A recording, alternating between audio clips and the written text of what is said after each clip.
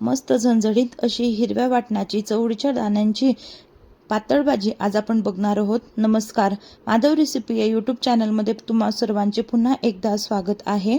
आज आपण चवळीच्या दाण्यांची हिरव्या वाटणाची झणझणीत अशी भाजी बघणार आहोत। त्यासाठी मी या ठिकाणी चवळीच्या शेंगांना छान सोलून त्यातली दाणे काढून घेतलेली आहे। वाटीभरून दाणे मी कुकरला एक शिट्टी काढून घेणार आहे। नंतर 3 ते 4 हिरवे बारीक मिरची, 2 जाड मिरची, 2 पुदिन्याची पानं, 2 कढीपत्त्याची पानं आणि लसूण हे छान आपल्याला मिक्सरला वाटून घ्यायचं आहे। नंतर एका कढईमध्ये तेल घालून जिरं, मोहरी, लसूणची फोडणी घालावी। मिक्सरला वाटून घेतलेलं वाटण त्यामध्ये आपल्याला छानपैकी घालून घ्यायचं आहे। नंतर एक गटका आल्यानंतर त्यामध्ये थोडा गरम मसाला, पाव चमचा भरून हळदी, अर्धा चमचा धने पावडर घालून आपल्याला छानपैकी सर्व मिश्रण मिक्स करायचं आहे। हळूहळू मसाला आपला कलसवला जाईल तो तसं त्याला तेल सुटत जातं।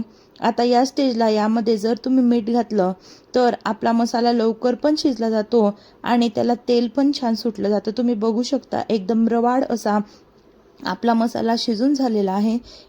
या स्टेजला त्यामध्ये मी गरम पाणी घालून घेतलेलं आहे। पाण्याची कन्सिस्टन्सी तुम्ही कमी जास्त तुमच्या आवडीनुसार करू शकता।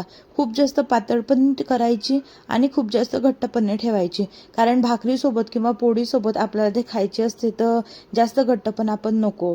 कुकरला एक शिट्टी काढून घेतली होती मी दाण्यांची, ते दाणे आता यामध्ये घालून घ्यायचे आपल्याला।